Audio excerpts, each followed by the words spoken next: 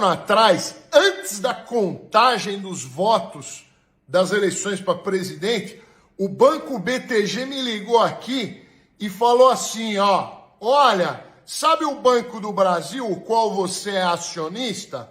Então, o Lula vai meter a mão no Banco do Brasil e as ações vão desmoronar, né? Você precisa proteger essas ações. Aí eu falei, nossa, será que o Lula vai fazer isso mesmo? E não fiz nada. Falei, deixa lá.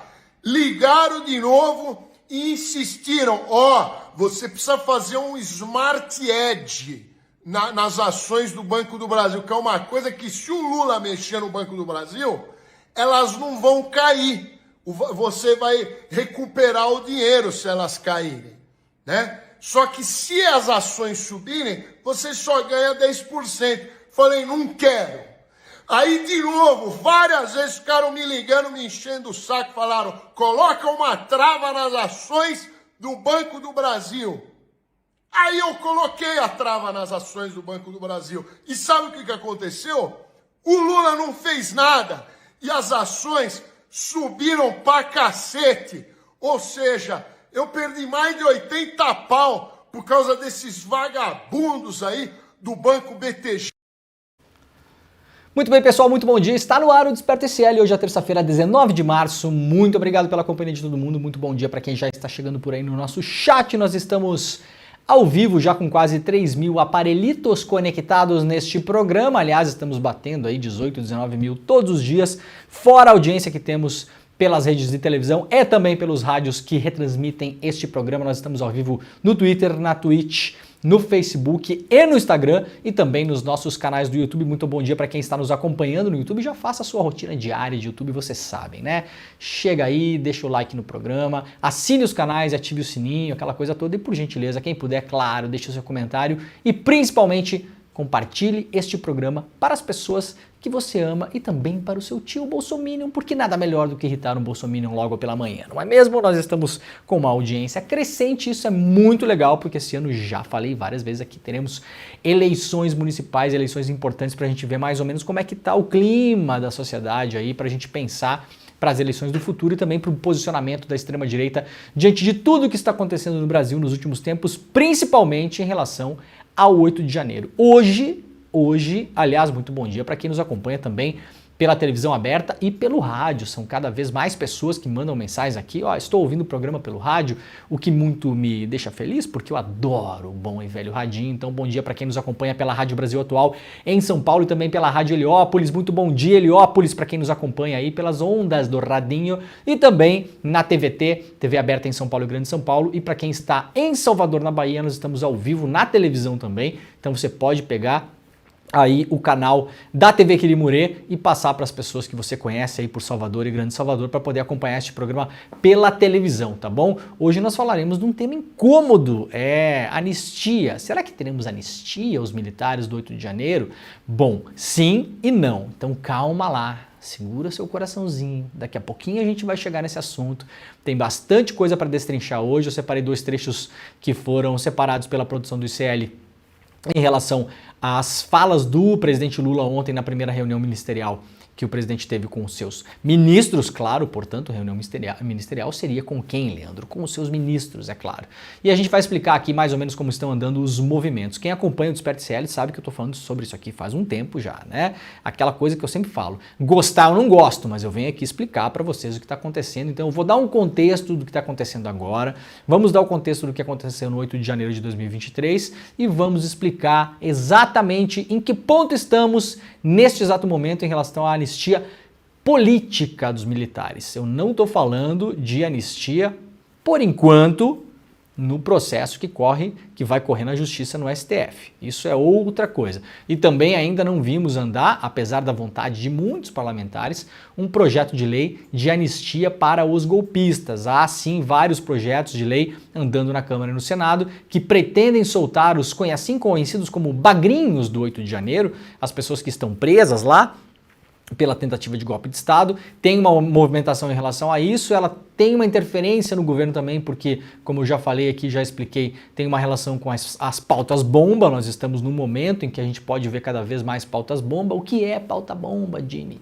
Pauta bomba é aquele negócio que o Congresso fica levando a discussão para o plenário, né, de coisas como essa ou coisas mais inúteis do que essa, como, por exemplo, Nicolas Ferreira na Comissão de Educação, para ficar tumultuando e para fazer o governo parar em várias áreas, porque muita gente ali não tem nenhum interesse que o governo Lula caminhe para lugar nenhum, isso com o objetivo claro de desgastar politicamente o governo, baixar a aprovação popular e criar aí uma terra arrasada para eles poderem navegar, porque é assim que a extrema-direita navega. Nós vimos isso com o Eduardo Cunha e isso pode se repetir nesse segundo semestre desse ano, tá bom? Daqui a pouquinho a gente vai falar sobre tudo isso, aí vocês vão poder concordar, discordar, achar que tá bom, achar que tá ruim, que podia ser diferente, que não podia, que as condições estavam dadas, que as condições não estavam dadas. Aí a discussão é livre no nosso chat.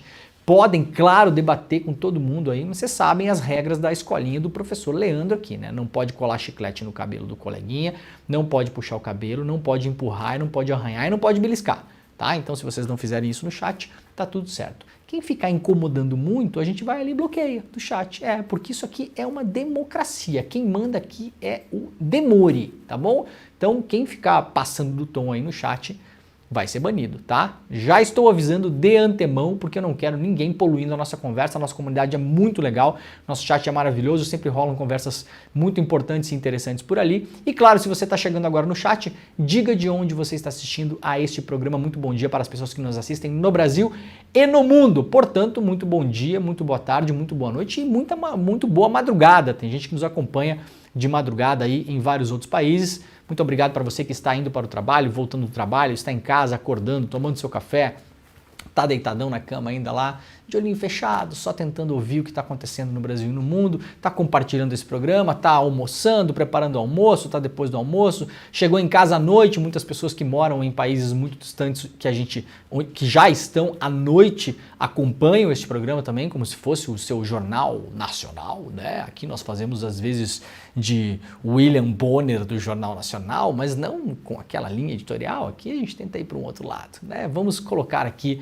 as coisas como elas estão, lendo as principais notícias que rolam por aí e, claro, ajudando todo mundo aqui a dar um pouco de contexto e também fazendo algumas observações com as quais vocês podem concordar ou discordar, não tem problema nenhum, nem mesmo eu concordo com o que eu falei ontem. Aliás, eu nem lembro o que eu falei ontem, Jimmy. Você lembra? O Jimmy também não lembra, eu também não lembro, ninguém lembra. Não tem problema, a gente tenta manter a coerência, mas a vida ela vai andando e a gente vai revendo as posições e vai se adequando e vai pensando. É para isso, né, que tem essa coisinha aqui dentro. Ó, hoje temos o lançamento de uma nova super aula do ICL, espetacular, com um dos maiores pensadores vivos do mundo. Daqui a pouco eu vou falar quem é aqui que a gente conseguiu arrastar para dentro da família ICL, deu uma aula exclusiva para a gente, daqui a pouco eu dou todos os detalhes em relação a isso.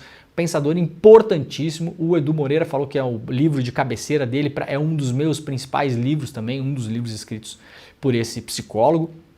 Pensador, tem mais de 90 anos, é espetacular, a gente conseguiu trazer essa pessoa para dar uma super aula exclusivo, ao vivo e grátis no ICL, como sempre, que vai rolar no dia 7, né, Jimmy? Domingão, né?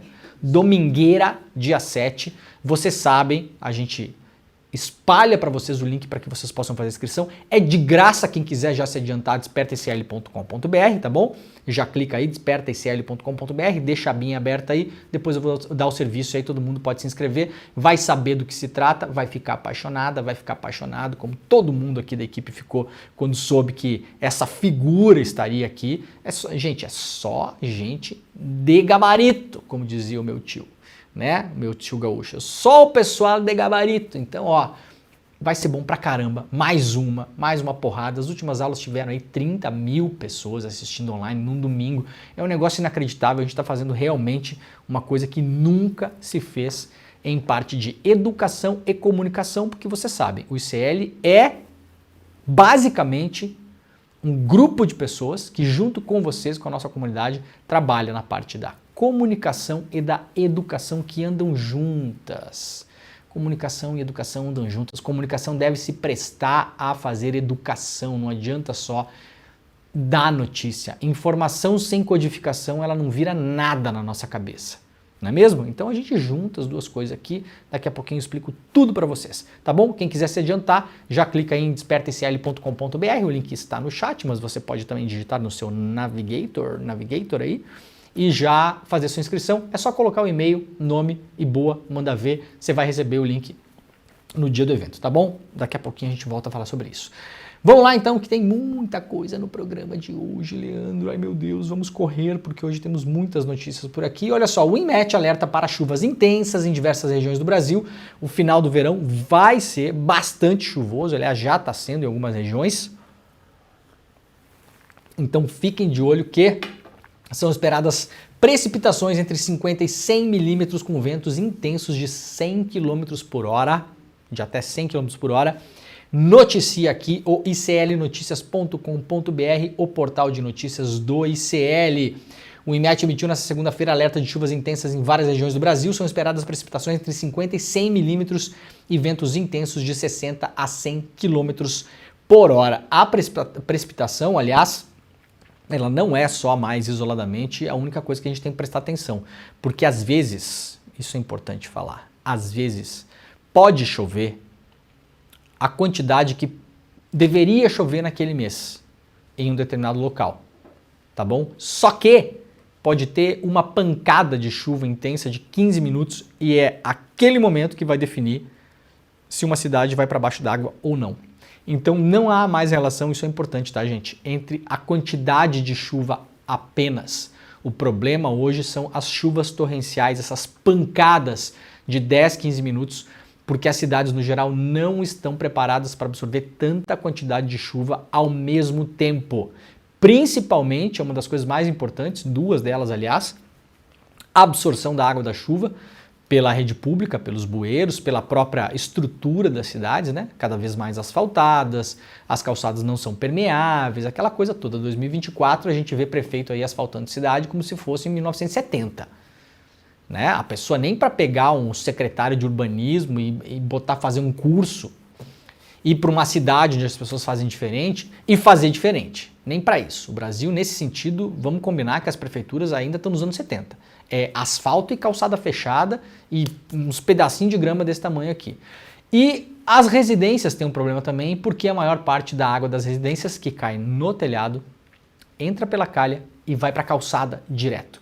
E isso aí é uma bomba de água quando começa uma chuva intensa como essa. Então vai lá para o iclnoticias.com.br, se você está numa área de risco, por gentileza, proteja-se. Tem todas as áreas aqui nessa matéria, nesse texto de serviço publicado pelo iclnoticias.com.br. Olha, eu trouxe ontem aqui para vocês poderem alertar as pessoas que estão próximas de vocês e para serem alertados também sobre golpes. Nesse momento no Brasil, a maior parte dos golpes ou boa parte dos golpes está focada no imposto de renda. Então, se você receber um link pelo Zap, um link pela mensagem do celular, um link pelo seu e-mail, uma ligação dizendo, oi, aqui é da Receita Federal e tal, não clique em nada, não tome nenhuma atitude, não seja curioso. A pessoa às vezes clica de curioso. Você clicou a primeira vez só para ver qual é que é, baixou um software no seu computador ou no seu celular e já pode estar aí tendo acesso aos seus dados. Tá? Tem muito golpe rolando. Eu alertei ontem aqui, aliás, sugeri para que vocês comuniquem com as pessoas que são próximas de você, que são pessoas mais velhas, porque as pessoas de mais idade têm mais tendência a cair em golpes pela internet. Isso é um dado estatístico já. Ah, mas a pessoa é mais velha, ela não pode, então ela é burra. Não, gente, não tem nada a ver com isso. A pessoa, ela desconhece a tecnologia, ela não tem familiaridade, demorou para entender, não sabe a diferença de uma coisa real de uma coisa falsa que vem pelo Zap. Os golpes são cada vez mais qualificados, às vezes a pessoa liga para você e simula um PABX, então fala aqui é da Receita Federal e tal. Fala alguns dos seus dados também para convencer de que é um lugar real, né? Então, senhora, tal, o seu CPF é tal. Então vai aquela linha de confirmação, passa para outra pessoa. Tem golpe que é assim já, gente. Passa para outra pessoa como se fosse um outro atendente, né? Então, por favor, exerça o seu momento de cuidado essa manhã e alerte as pessoas que estão próximas a você, que são mais propensas a cair nesses golpes. Olha, não clique em nada. A Receita Federal não vai entrar em contato com você pelo Zap por causa do seu imposto de renda. Lá na Folha de São Paulo hoje, golpe usa falso aplicativo do imposto de renda para roubar dados dos contribuintes. 4 dias após a abertura do prazo para o envio da declaração, a Receita Federal já divulgou um golpe que está sendo usado por criminosos virtuais para roubar dados. Nessa segunda-feira, a instituição alertou para e-mails e mensagens que estão sendo divulgados por golpistas para a instalação de um aplicativo que permitiria os envios dos dados para o governo. Porém, o endereço é falso e leva o usuário a instalar um software malicioso projetado para danificar sistemas, roubar dados e causar lentidão no computador ou no celular. Portanto, por gentileza, não baixe nada que não seja do site da Receita Federal. Se você vai baixar o aplicativo, vá lá na sua loja de aplicativos, tenha certeza de que você está baixando o software correto. E se você puder, ajude as pessoas que têm menos familiaridade com a tecnologia a fazer o download desses aplicativos. Beleza? Fica tudo mais fácil assim e evita-se uma grande dor de cabeça. Os golpistas utilizam as mesmas lojas de aplicativos usadas pela Receita Federal, a Play Store e a App Store, e com logotipos parecidos com o da Receita. Porém, é preciso que o usuário fique atento com o desenvolvedor do aplicativo antes de baixar. O desenvolvedor do app Meu Imposto de Renda, que é o oficial, e do aplicativo da Receita Federal, chama-se Serviços e Informações do Brasil, que é responsável pela plataforma do governo federal. Portanto, se você for baixar na App Store e lá da Google Play, mesmo lá tem aplicativo falso. É porque, assim, regulamentação desses troços também é uma zona no Brasil, né? O Google e a Apple permitem que golpistas fiquem botando aplicativo nas lojas deles. É um negócio maravilhoso. É um negócio incrível. É como você entrar numa loja hoje da Apple e ter celular falso lá para vender. Tá no mesmo nível, viu, Apple? Mesmo nível. Você entra numa Apple Store hoje para comprar um iPhone, aí você compra um iPhone falso. É como é assim que tá bom? Então, se você for baixar o aplicativo, presta atenção, porque lá sempre na hora de baixar o aplicativo tem quem desenvolveu o aplicativo. O aplicativo oficial é desenvolvido pelos Serviços e Informações do Brasil, tá bom? Que é lá o responsável por desenvolver essas plataformas do governo federal. Lá no iclnoticias.com.br, chefe da agência da ONU é impedido por Israel de entrar na faixa de Gaza. O chefe da ONU para refugiados, Philippe Lazzarini, afirmou na segunda-feira que foi impedido de entrar em Rafah, no sul da faixa de Gaza. Segundo ele, a entrada foi negada por autoridades israelenses. Lazzarini disse que pretendia ir a Rafah hoje, mas ontem, portanto, 18, segunda-feira, mas foi informado que minha entrada tinha sido recusada. A denúncia do chefe da ONU foi feita durante uma conferência com o ministro dos Negócios Estrangeiros do Egito. Na rede social X, o antigo Twitter, Lazzarini escreveu em sua entrada que sua entrada foi negada pelas autoridades israelenses. Desde o início dos conflitos entre Israel e o Hamas, em 7 de outubro, o chefe da ONU já esteve em Gaza 4 vezes. No dia em que foram divulgados novos dados sobre a fome em Gaza, as autoridades israelenses negaram a minha entrada, disse o Lazzarini lá no Twitter. Portanto, não dá para confiar nos dados do Ministério da Saúde do Hamas. Eles mentem. Tem que ter olhos internacionais em Gaza para dar a real. Ô, meus camaradas, os caras não estão nem deixando entrar, tá bom? Nem deixando entrar. Não confie nestes bárbaros, não confie nessa gente ruim. Nós, o exército de Israel, somos muito confiáveis. Então nós precisamos de terceiros independentes que possam entrar e dar a real sobre o que acontece em Gaza. Não está nem deixando entrar, tá bom? Essa é a notícia de hoje, lá sobre Gaza. Israel pede à Corte Mundial que não ordene novas medidas sobre a fome em Gaza, publicado no UOL, uma matéria da agência Reuters. Israel pediu à Corte Internacional de Justiça que não emita ordens de emergência para aumentar a ajuda humanitária a Gaza para lidar com a fome iminente, desqualificando o pedido da África do Sul para fazê-lo como moralmente repugnante. Em um documento jurídico apresentado ao Tribunal Superior das Nações Unidas, tornado público nesta segunda-feira, Israel alega que tem uma preocupação real com a situação humanitária e com vidas inocentes. Claro que tem. Nós sabemos muito bem, nós estamos vendo, essa guerra está sendo filmada. Guerra não, essa invasão, esse massacre, esse genocídio está sendo filmado. Advogados de Israel negaram as acusações de que o país causa sofrimento humanitário de forma deliberada, onde milhares de pessoas morrem de fome todos os dias. Disseram ainda que sucessivos pedidos da África do Sul por medidas adicionais configuram abuso de procedimentos. A África do Sul aqui, ó, parabéns, né? País que está peitando essa parada lá na ONU. Tem apoio de vários outros países, mas é quem botou a cara. Quem botou a cara tapa. E tá lá, não desistiu, não largou a causa. O documento sustenta que as acusações da África do Sul, no pedido por novas medidas apresentado em março, são totalmente infundados de fato e de direito, moralmente repugnantes e representam um abuso tanto da Convenção sobre Genocídio quanto do próprio tribunal. A nova troca de manifestações das partes faz parte do processo apresentado pela África do Sul, que acusa Israel de genocídio liderado pelo Estado em Gaza após os ataques dos militantes do Hamas em 7 de outubro. Em janeiro, a corte, também conhecida como Corte Mundial, ordenou que Israel se abstivesse de quaisquer atos que pudessem ser enquadrados na Convenção de Genocídio e que garantisse que suas tropas não cometam atos genocidas contra os palestinos. Muito bem, tem centenas de caminhões, estacionados para entrar em Gaza com comida, água e medicamentos. Quase nenhum é permitido que se possa entrar. Tem um novo pedido para liberar mais caminhões para entrar. Israel entrou com uma contramedida dizendo que não vai fazer isso. Nós acabamos de ler que um dos chefes da ONU para a região foi impedido de entrar em Rafah, no sul de Gaza, mas não é genocídio, viu, pessoal? Tá tudo certo, tá tudo beleza dentro da regra.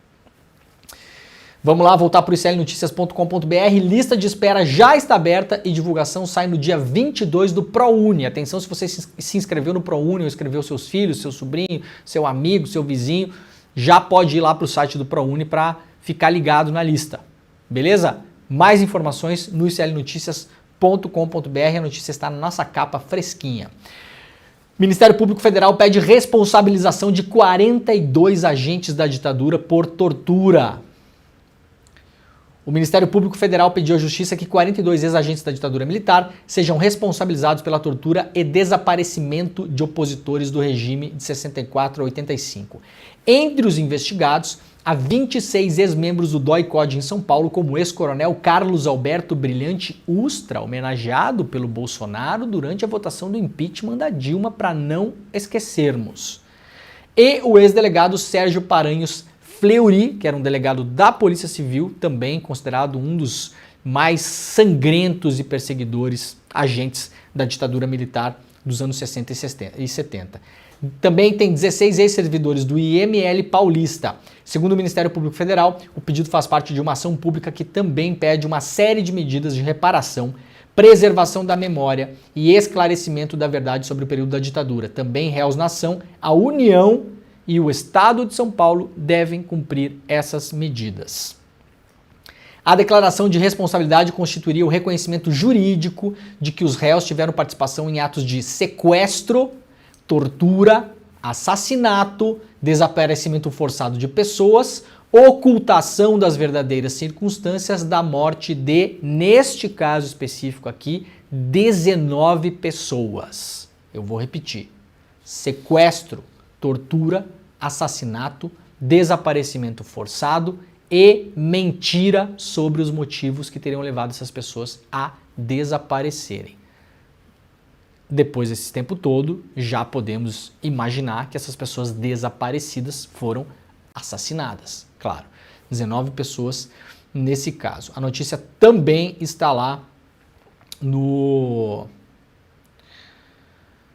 site do iclnoticias.com.br com mais contextos, tá bom? É só chegar lá para ler. Justiça absolve PMs do Rio de Janeiro envolvidos em caso de mulher arrastada por viatura. Vocês lembram dessa cena? Eu não vou mostrar, vocês sabem que eu não mostro esse tipo de coisa aqui no programa, né? Porque muitas vezes a gente lembra e quem não lembra e quiser, por conta e risco aí, porque são imagens realmente muito perturbadoras, pode procurar. Eu não aconselho que faça isso porque não precisa. Vocês vão lembrar, ou se não lembra, uma viatura policial arrastou uma pessoa chamada Cláudia Ferreira, que foi baleada e chegou morta ao hospital. O crime ocorreu em Madureira em 2014.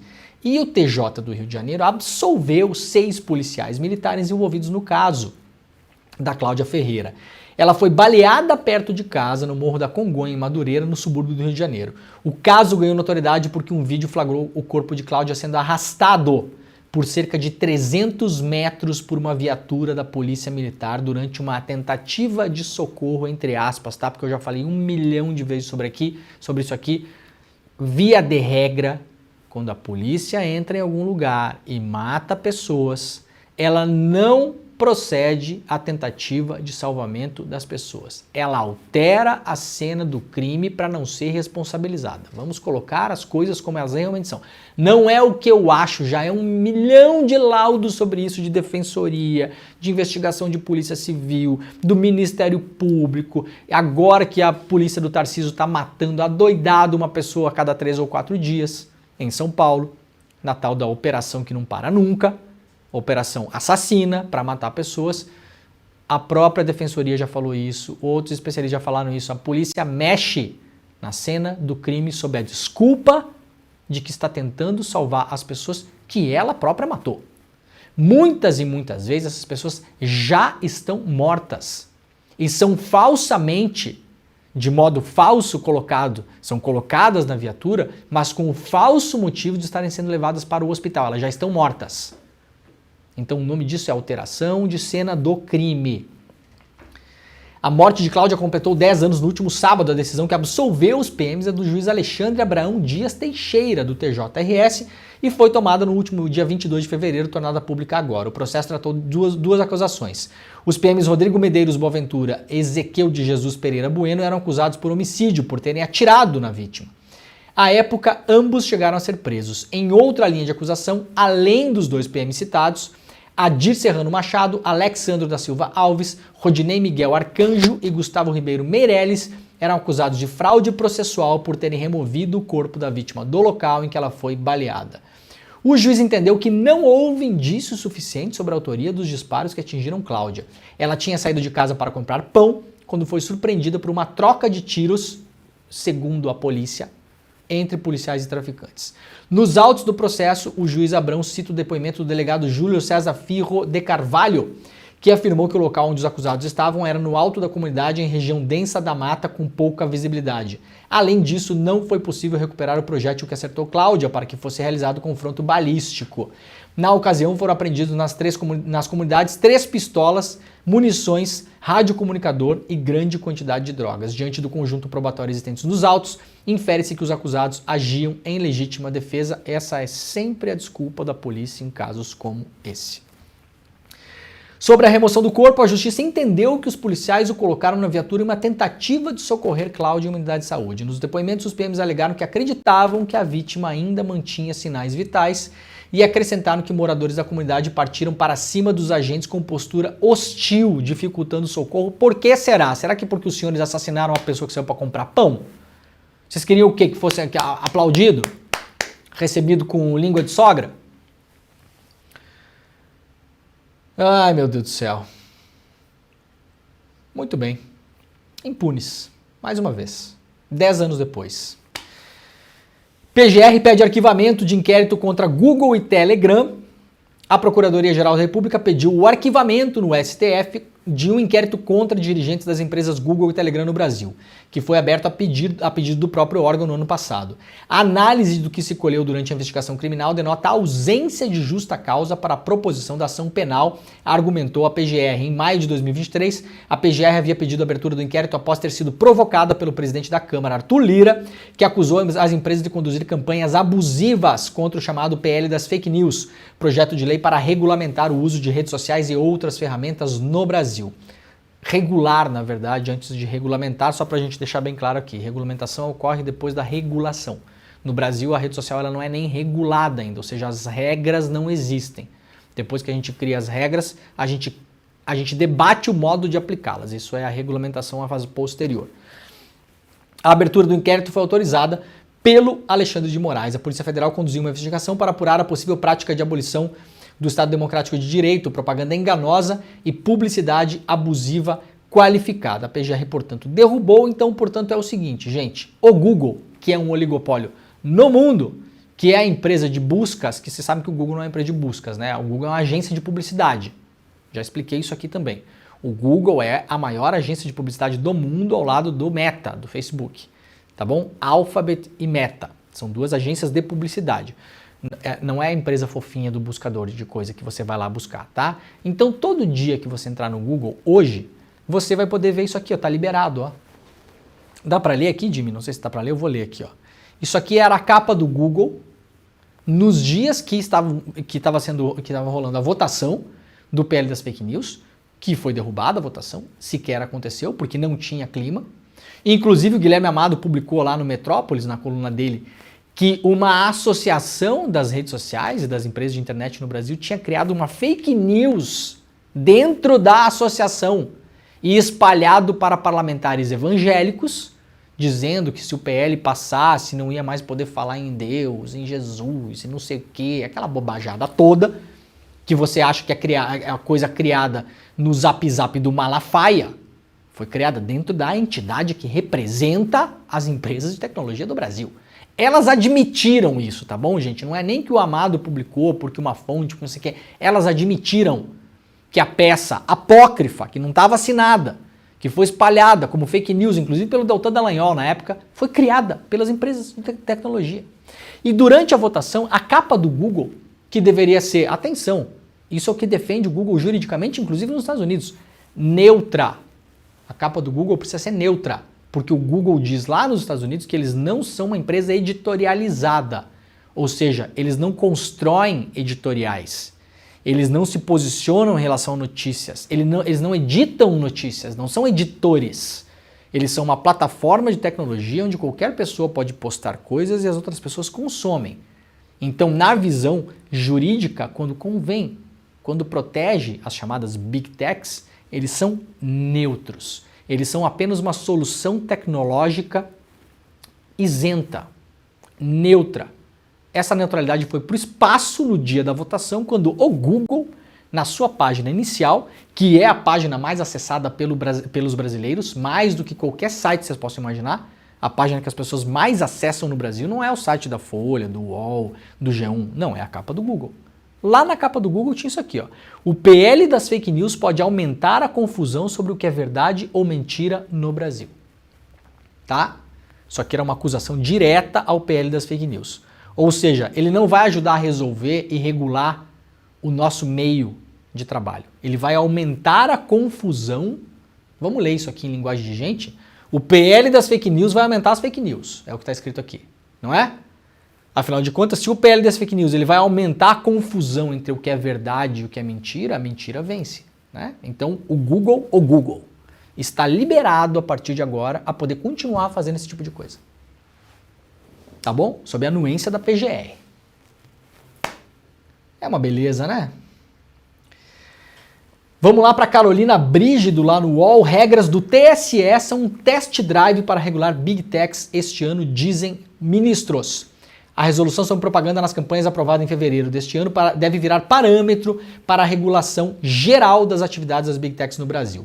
Na avaliação de integrantes da Corte, depois de consolidada a jurisprudência sobre a aplicação da regra nas eleições deste ano, o Congresso Nacional poderá aproveitar o resultado para transformar a orientação em norma para a atividade das empresas também fora do ambiente eleitoral. Os principais artigos da resolução que podem impulsionar essa legislação são o 9D e o 9E. O primeiro estabelece que o provedor de internet tem o dever de adotar e publicizar medidas para impedir ou diminuir a circulação de fatos notoriamente inverídicos ou gravemente descontextualizados que possam atingir a integridade do processo eleitoral. Entre as medidas está a implementação de instrumentos eficazes de notificação e de canais de denúncia, a execução de ações corretivas e preventivas, incluindo o aprimoramento dos sistemas de recomendação de conteúdo e o aperfeiçoamento da tecnologia para impedir disseminação de notícias falsas. Um argumento recorrente que é usado pelas empresas de tecnologia e que num primeiro momento faz muito sentido é o seguinte: vamos pegar o YouTube como exemplo, que é onde a gente transmite este programa, tá bom? Se você entrar no YouTube a qualquer dia, a qualquer hora e fizer as buscas mais insólitas, você vai encontrar vídeos sobre essas coisas. Mutilação, suicídio, nazismo, fascismo. Vocês escolhem o tema, tá? Tá tudo lá. Demora para derrubar. Eu já fiz denúncia em vários vídeos e eu fico voltando na página um dia depois, 2, 3, 4, 5, 6, continua lá. Propagação de coisas que no Brasil são crime, por exemplo. Você não pode fazer propaganda usando suástica e cruz gamada no Brasil porque é apologia ao nazismo. É um crime, tá bom? Legislação local, brasileira. Crime. O que é que dizem os provedores? É impossível controlar isso. Por quê? Porque no YouTube, por exemplo, a cada minuto são publicados não sei quantos milhões de horas de vídeo. Então é impossível que a gente consiga controlar tudo. Parece ótimo o argumento, é perfeito o argumento. Agora, meus camaradas, quem criou esse negócio foram vocês. Quem ganha bilhões de reais com esse negócio são vocês. Quem tem um faturamento anual maior do que o PIB de Portugal são vocês. Quem bota esse dinheiro no bolso são vocês e os seus executivos. Quem compra jatinho, lancha, ilha, são vocês. Quem se hospeda no Ritz, no Hilton, não sei aonde, no Sheraton, quem vive vida de bilionário, de milionário, de bom vivant, são vocês. Então eu não tô nem aí se vocês não conseguem controlar o negócio que vocês criaram. Este argumento, a princípio, é um argumento limpinho, não é? Nossa, é muito difícil, porque são muitas coisas postadas. Veja só no Facebook, as pessoas postam não sei quantos milhões de textos por minuto. Como vamos controlar? Então vocês estão admitindo que criaram um negócio que não tem controle. O argumento é pior do que a encomenda, tá bom? Então, problema de vocês. São empresas privadas, cotadas em bolsa, com controladores bilionários, que se aproveitam do dinheiro de todos os países do mundo e criaram hoje o maior grupo de lobby e de pressão em cima da política jamais visto na história do capitalismo. É muito mais forte, com muito mais dinheiro e muito pior do que a indústria do petróleo jamais foi, do que a indústria dos automóveis jamais foi, do que a indústria alimentícia jamais foi, do que a indústria farmacêutica jamais foi. Muito, muito, tem muito mais dinheiro nisso. Tá cheio de notícia por aí, é só pegar a quantidade de dinheiro que as Big Techs despejam em lobby, por exemplo, na Europa, onde se faz mais o controle disso. Mas tá anos-luz do que qualquer outra indústria que a gente possa imaginar, tá bom? Então, problema de vocês. Quando dá lucro o Facebook, alguém bate lá em casa para deixar uma mala de dinheiro para mim? Não, né? Então eu também não tenho que me preocupar com os problemas do negócio que vocês criaram, tá bom? Eu estou falando desde o ano passado, eu espero que o PL das fake news volte à pauta. Já passou 1 ano e meio quase do governo Lula, até agora não deu as caras. Né? Já tentou se votar no começo do ano passado, na verdade, lá em fevereiro, março. Deu água, o lobby das empresas foi fortíssimo, leva parlamentar para passear na Disney, né, Kim Kataguiri? Se pluga em ONGs meio falsete ali, umas ONGzinha meio criada, com uns nomezinhos bacana, da inovação, do não sei o que para fazer pressão no Congresso, faz reunião fechada com influencers. Na época do PL das fake news eu falei muito sobre isso aqui. O Google principalmente fazendo reunião a portas fechadas com um cantor sertanejo, com a influência da maquiagem, com não sei quem. Tudo fechado, entrava numa sala, não podia entrar com celular, não podia entrar com computador. E ali aterrorizando os youtubers, principalmente, dizendo, olha, se isso aqui passar, vocês vão ficar pobres. Olha, se isso aqui passar, sabe aquela sua mansão que parece um templo da maçonaria? Que tem 6 colunas na frente, aquela coisa de mau gosto, horrível? Pois é, vai ter que vender porque não vai mais ter dinheiro para manter o negócio, porque isso aqui vai acabar com o seu negócio. Esse foi o terror que foi feito no ano passado. Funcionou pra caramba. Comprando a imprensa, comprando sites, comprando jornais, fazendo parceria com a imprensa, despejando dinheiro na imprensa, tudo isso aconteceu.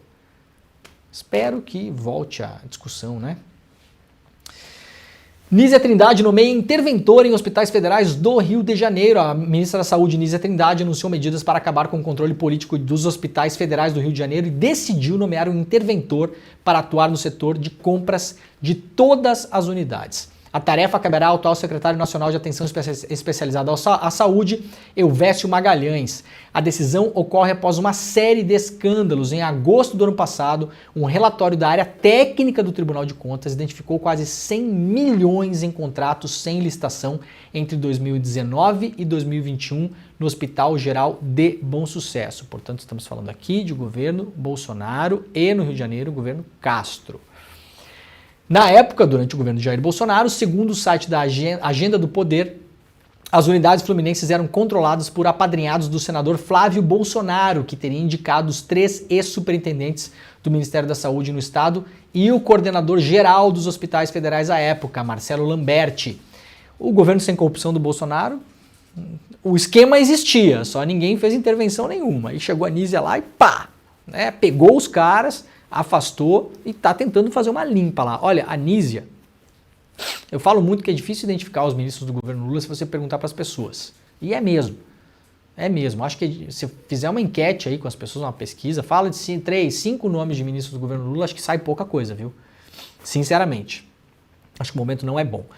Tenho a impressão até que as pessoas lembram muito mais do nome dos ministros do Bolsonaro por motivos vários, porque tinha um ali que era maluco, tinha um ou outro lá que vendia travesseiro da NASA, tinha o outro lá que era o ministro da Educação que não sabia escrever, que era semi-analfabeto, tinha tudo isso. Tudo bem, tá? Tinha o Heleno, tinha o Tarcísio, tá tudo lá. Mas lembrança é lembrança, né? O recall que chama, né? Você lembrar um nome ligado a alguma coisa. Agora, a Anísia, ela é a ministra que mais vem sofrendo pressões no governo desde o início, porque ela não está arregando pro Centrão, está sendo subsidiada pelo presidente Lula, que está segurando a onda e falando, fica aí, faz teu trabalho. Ela não é uma pessoa midiática, eu já tive o prazer de conversar com a Anísia, entrevistá-la inclusive. Ela não tem, talvez, as ferramentas que fossem necessárias para a comunicação nos dias de hoje, né? E usar o Twitter, e fazer o corte, fazer o vídeo, é um outro perfil. Ela é uma cientista, uma pesquisadora, mas ela está lá no Ministério da Saúde segurando as pontas. Dia sim, dia não, o Arthur Lira acorda pensando na Anísia Trindade. Vocês podem ter certeza disso. É o grande enclave que o Centrão ainda não conseguiu entrar, porque já entrou no Ministério do Esporte, já está no Ministério da Comunicação, está no monte ali, né? Pegou a Caixa Econômica, todas as vice-presidências, vai alargando, é um polvo faminto que vai indo, né? Você alimenta ele, uma semana depois ele quer mais e mais. O Ministério da Saúde é um dos grandes sonhos dessa gente toda. Porque o Ministério da Saúde, para uma eleição municipal como esse ano, para mau uso político, ele é fundamental. Quantos postos de saúde tem pelo Brasil? Quantas UPAs? Quantos hospitais?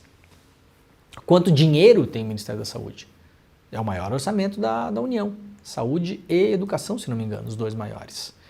Então os caras estão de olho, eles estão esperando e a Anísia está enfrentando. Não é a primeira vez que ela toma uma atitude dessa. Muito bem, ministra. Anísia Trindade, lá no Brasil, perdão, 247. Anísia Trindade põe fim ao histórico feudo de deputados no controle dos hospitais federais do Rio de Janeiro. Também está repercutindo lá no Brasil 247 a mesma notícia e essas mexidas que a Anísia está fazendo por lá, né? Muito importantes nesse momento. Vamos lá, Lula chama Bolsonaro de covardão e diz que há certeza sobre a tentativa de golpe. Vamos ver o vídeo aqui do Lula, fez uma reunião ministerial ontem, ô Jimmy? Vamos colocar o vídeo do Lula chamando o Bolsonaro de covardão? O governo anterior, como vocês sabem, ele nunca se preocupou em governar esse país. Ele nunca se preocupou com a economia. Ele nunca se preocupou com política de inclusão social. Ele se preocupava em estimular o ódio entre as pessoas, estimular a mentira nesse país e continua fazendo do mesmo jeito. E nós hoje temos mais clareza do significado do 8 de janeiro, porque a gente já sabe o que aconteceu no mês de dezembro. Hoje a gente tem clareza por depoimentos de gente que fazia parte do governo dele, ou que estava no comando, inclusive, das próprias Forças Armadas, de gente que foi convidado pelo presidente para fazer um golpe.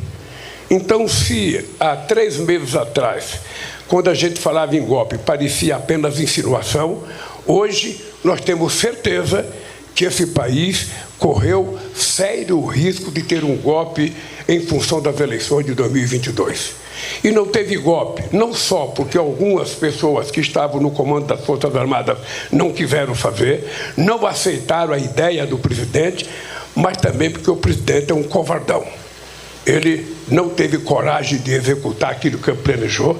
Ele ficou dentro de casa aqui no Palácio chorando quase que um mês e preferiu fugir para os Estados Unidos do que fazer o que ele tinha prometido, na expectativa de que fora do país o golpe poderia acontecer, porque eles financiaram as pessoas na porta dos quartéis para tentar estimular a sequência do golpe. Como não deu certo, então eles agora estão dizendo que nós estamos ferindo a democracia, que eles eram inocentes, que eles apenas fizeram discussões, mas que não houve nada de concreto. Mas nós sabemos que houve a tentativa de um golpe nesse país. Quem tinha dúvida agora pode ter certeza que por pouco a gente não voltou aos tempos tenebrosos nesse país em que as pessoas achavam que apenas com golpe, com a participação de alguns militares, poderiam ganhar o poder nesse país. Vamos lá, pessoal, 2 leituras políticas possíveis para isso aqui. Tá, primeiro, eu adoro que o Lula enfie a mão na cara do Bolsonaro. Não tem nada a ver com a minha preferência. Todo mundo que enfiar a mão na cara do Bolsonaro, eu acho ótimo, né? Acho que o Bolsonaro apanha pouco, tá? 2 coisas importantes. Daqui a pouco eu vou mostrar uma notícia que fala do José Múcio, ministro da Defesa. Por que eu estou falando em anistia política para os militares? Porque ela está dada, gente. Com essa fala do Lula aqui, a anistia por parte do governo, no que se refere à política, para os militares no geral, ela está dada. O Lula fala que tem que individualizar as condutas e tal, o Múcio vai na mesma linha, mas fala que é hora de apaziguar a caserna, que é hora de não fazer nada. E o Bolsonaro e os golpistas agora, definitivamente para o governo federal, a gente viu ontem, viraram um problema de polícia, tá bom? No que eu acho que é o que tem que ser feito mesmo agora, não tem outra saída. O Bolsonaro é um problema de polícia. Por quê? Até acho que o Lula ficar toda hora falando do Bolsonaro, em certa medida, pode ajudar pouco, porque olha só, isso aqui é a tela da pesquisa Atlas que saiu, lembra que a gente trouxe, a gente dissecou a pesquisa Atlas aqui na semana passada, tá bom? Uma pesquisa que veio muito ruim para o governo, não é catastrófica, mas é ruim, a popularidade está em baixa, ponto pacífico. Essa é a única tela positiva da pesquisa. Sabem que tela é essa aqui? Isso aqui é quando as pessoas são perguntadas para comparar o governo Bolsonaro com o governo Lula. Todas as áreas o governo Lula vai melhor. Relações internacionais, direitos humanos, educação, turismo, tá tudo aqui, ó. Agricultura, investimentos, meio ambiente, tá tudo aqui, ó. Tudo aqui, ó. Tudo aqui, ó. Justiça e combate à corrupção. Não tem nenhuma área, saúde, moradia, política industrial, segurança pública. O governo Lula é mais bem avaliado do que o governo Bolsonaro em todas as áreas. Todas! Então, já é algo, pelo menos agora, superado, que as pessoas acham que o governo Lula é melhor que o governo Bolsonaro. As pessoas estão desgostosas com o governo Lula neste momento, segundo mostram as pesquisas, porque elas comparam o momento atual do governo com a esperança que elas tinham em relação ao governo. Então é uma comparação de perspectiva com a atualidade. Sacaram? O problema das pessoas não é comparar o Lula com o Bolsonaro. Porque quando elas assim o fazem, elas falam, o Lula é melhor em tudo. Tá aqui, ó, a Atlas, que não me deixa mentir. Todas as áreas. Então, pra gente pensar, vocês podem até comentar no chat aí, é interessante pro Lula continuar falando do Bolsonaro desse jeito? Olha, se a questão agora é deixar o Bolsonaro na mão da polícia, a hora do Lula ter contrastado com os militares, e o que ele poderia fazer? Mandar prender o Bolsonaro? Não, gente, mas ele poderia ter enfrentado como enfrentou o Gustavo Petro na Colômbia. Ou vocês vão me dizer que na Colômbia é bolinho de fazer as coisas. Pela primeira vez na história, uma coalizão de esquerda assume o poder. É mole fazer isso na Colômbia. Tá dado. Não é mole, né? Poderia ter feito o que os argentinos fizeram no final da ditadura militar, deixaram um exército à míngua. O exército da Argentina hoje não consegue nem botar um cone na rua se tiver um buraco na frente do quartel. E eu tô falando sério mesmo, é um exército falido. Falido. A sociedade civil decidiu enfrentar. Era mole fazer? Não era mole fazer. Ou alguém vai me dizer que era fácil de fazer? Né? Essa semana que passou lá no N1, a gente deu o exemplo do Brizola, que evitou o golpe militar, que foi dado em 64, e conseguiu evitar o golpe militar 3 anos antes. Fez o quê? Pegou o transmissor de uma rádio, da Rádio Guaíba, colocou no porão do Palácio Piratini, no Rio Grande do Sul, botou uma metralhadora a tiracolo e falou, não tem golpe, aqui não. O Jango, que era vice do Jânio Quadros, que renunciou, assume. Era fácil fazer o que o Brizola fez na época? Não, não era fácil. Era bolinho? Não, não era bolinho. Então, assim, daria para ter feito. Sabe quanto que o governo Lula poderia ter feito? Mexer em pensão, mexer em salário, diminuir o investimento do exército, secar as Forças Armadas, gente. O Brasil não precisa das Forças Armadas do tamanho que ela tem. O Brasil não tem conflitos regionais, o exército é pouco usado. O exército forte só serve a ciclos de golpismo no Brasil. Isso é um fato. Nem para mandar avião para ajudar na crise Yanomami os caras mandam. Não fez. Ah, não dava para fazer. 12 de janeiro de 2023. O que aconteceu no dia 8 de janeiro de 2023, Jimmy? Os caras invadiram a Praça dos Três Poderes, certo? 8. Datafolha publicado em 12. Na verdade, divulgado em 11. Então pegou o calor do momento. Sabe quantos % das pessoas repudiavam os atos extremistas do 8 de janeiro no Brasil? 93%. 93%. O que significa dizer, meus camaradas, que até os bolsominions, isso aqui é a primeira vez na história recente do Brasil que bolsominion e todo o resto da população concordavam com uma ideia. Então, se era para fazer, aqui, ó, janeiro de 2013. Se o Lula se declarasse imperador do Brasil, acho que o William Bonner ia fazer o Jornal Nacional tocando maracas e o Merval Pereira ia aparecer com costumes de carnaval e tocando maracas junto. Tá bom? Tô exagerando aqui, mas vocês entenderam? Isso aqui passou. Isso aqui não existe mais. Esse repúdio já caiu. A quantidade de pessoas que acha, por exemplo, que o Bolsonaro é responsável pelo 8 de janeiro, caiu. A quantidade de pessoas que acha que os golpistas do 8 de janeiro têm que ficar presos, caiu. E não tem mais a condição para fazer absolutamente nada em relação a isso. O que podia fazer? O que o Gustavo Petro fez. Afasta 100 comandantes das Forças Armadas, limpa, reorganiza, pega uma gente nova, não vai acabar com o exército, então pega uma gente nova que tem uma outra formação, uma outra cabeça, oxigena, muda o esquema, entendeu? Coloca uma série de medidas para proibir, por exemplo, campanha política nos quartéis, que foi o que esses milicos todos permitiram que o Bolsonaro fizesse a partir de 2017. Gente, tinha uma infinidade de coisa para fazer. Não foi feita. Ah, Leandro, você não entende. Então tá bom. Então ninguém entende, só o Lula entende, ele sabe tudo. Beleza, tudo certo. Não é uma crítica aqui ao Lula. O Lula decidiu tocar a coisa de outro jeito. E vai ser tocado. Agora tem o que fazer? Não, agora há uma anistia política aos militares. Querem ver como há uma anistia política aos militares? Após depoimentos, os depoimentos que vieram na semana passada, a público, o Múcio, que é o ministro da Defesa, defende necessidade de apaziguar de vez a relação com os militares. Né? Então, o ministro da Defesa, que há suspeição sobre a trama de um plano golpista orquestrado pelo Bolsonaro, ajudará a melhorar a relação entre militares e o governo do PT. Segundo o ministro, ficou claro o posicionamento das Forças Armadas após os depoimentos. As 3 forças não participaram. O Múcio está dizendo que as 3 forças não participaram. Nos depoimentos do ex-comandante do Exército e da Aeronáutica, eles disseram que o comandante da Marinha sim tinha colocado as tropas à disposição. Então, o Múcio está dizendo uma coisa contrária do que foi dito em depoimento na Polícia Federal. Isso aqui é uma anistia política. Acho que a gente agora tem que arrefecer o clima para poder apaziguar de vez. Essas declarações dos militares foram muito boas, porque a suspeição saiu do coletivo e começou a ser individualizada. Agora são eles que estão dizendo quem são os culpados, tá bom? E aí, por aí vai. Teremos uma anistia judicial? Espero que não. Agora, a reorganização política já está nesse ponto, tá, gente? De novo, eu estou explicando. Eu não gosto.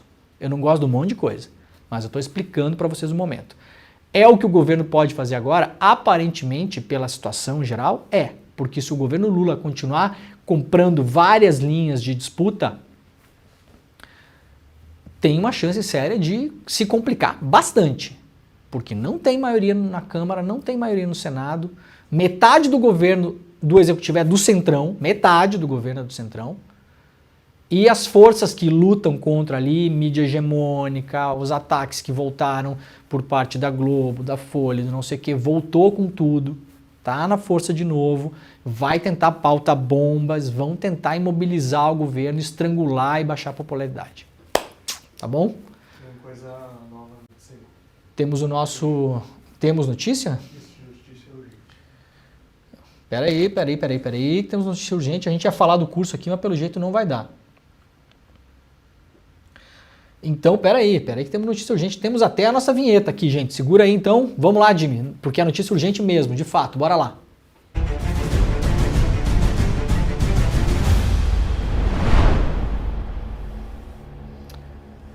Olha, notícia urgente de última hora aqui, publicada pela Daniela Lima, lá no blog dela, no site G1. PF indicia Bolsonaro, Mauro Cid e deputado por falsificação da certidão de vacina.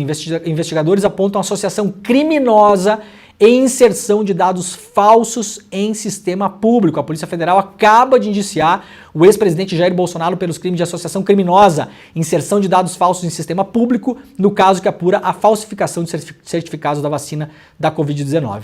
Na prática, o indiciamento significa que o processo segue para as mãos do Ministério Público, que vai decidir se apresenta ou não a denúncia à Justiça ou se arquiva. Segundo apurou a Daniela Lima, o tenente-coronel Mauro Cid e o deputado federal Gutenberg Reis também estão na lista dos indiciados. A PF, no caso de Cid, também aponta crime de uso indevido de documento falso.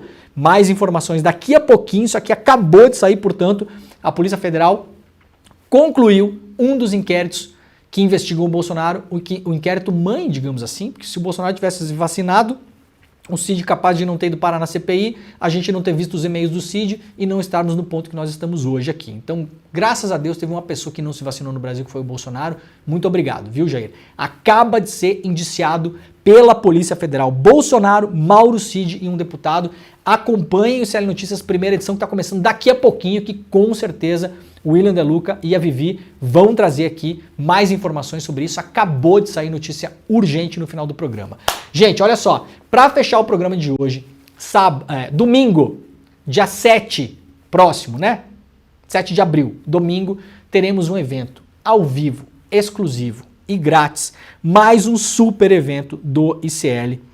Você pode acessar agora despertaicl.com.br, coloca o seu e-mail, o seu nome, faça a sua inscrição, são eventos concorridíssimos, eu tô falando, a última vez deu 30 mil pessoas acompanhando, a gente trouxe uma fera, uma super fera, que é o Elliot Aronson, que é o maior psicólogo social do mundo. O cara tem 90 e pico, 93 eu acho que ele tem, a gente conseguiu trazer ele vai dar uma super aula pra gente e ele é o autor do best-seller O Animal Social, que é um livraço, aliás eu aconselho todo mundo que leia esse livro. Vamos ver se nos próximos tempos aí a gente vai ter umas promoções com o livro aqui e tal, vamos dar livro para as pessoas que entrarem na comunidade do ICL, eu acho que vai ter tudo isso, tá? Fiquem ligados. Agora, você só vai poder chegar no fim desse negócio, de conseguir levar o livro para casa, aquela coisa toda, que eu não vou nem antecipar os brindes que a gente tem aqui, que são sempre incríveis no dia do evento, se você fizer a inscrição. Esse cara é o cara que explica tudo, gente, em relação por que as pessoas praticam maldades,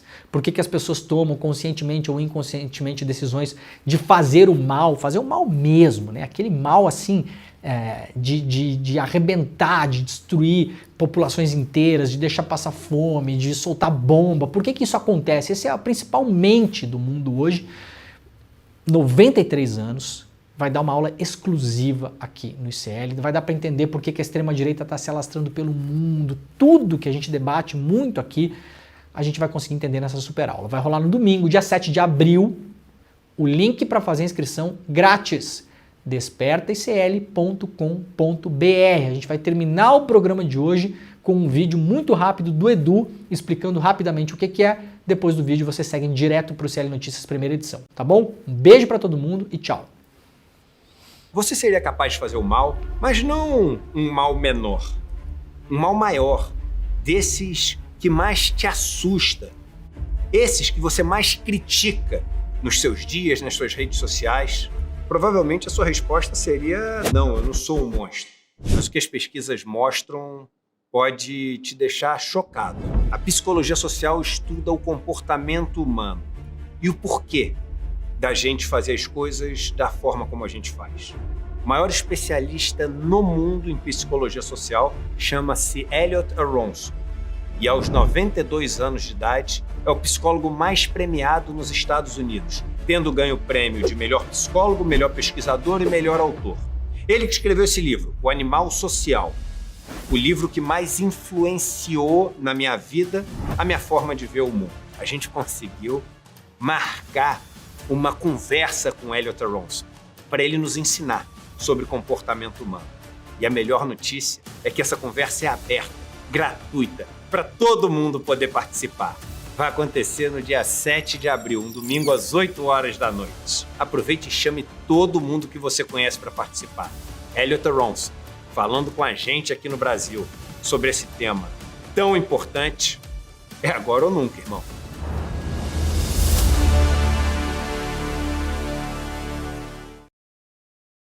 Esse é simplesmente o livro mais importante que eu já li em toda a minha vida.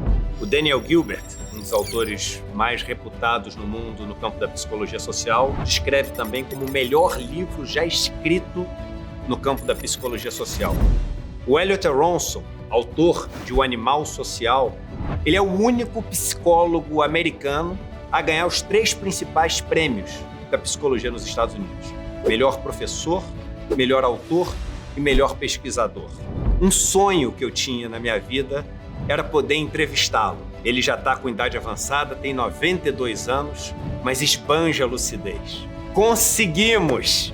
E vamos trazer esse presente para toda a nossa comunidade. No dia 7 de abril, um domingo às 8 horas da noite no horário de Brasília, Elliot Aronson vai nos dar uma entrevista sobre o conteúdo do Animal Social, esse livro que mudou a percepção do mundo inteiro sobre o porquê as pessoas agem da forma como elas agem. Quer se inscrever nessa aula histórica gratuitamente? É só clicar no link que vai estar aqui junto com esse vídeo. Bora assistir, mudar a nossa visão de mundo juntos e chamar nossos amigos para participar desse movimento também. Conto com vocês na aula. Um abraço.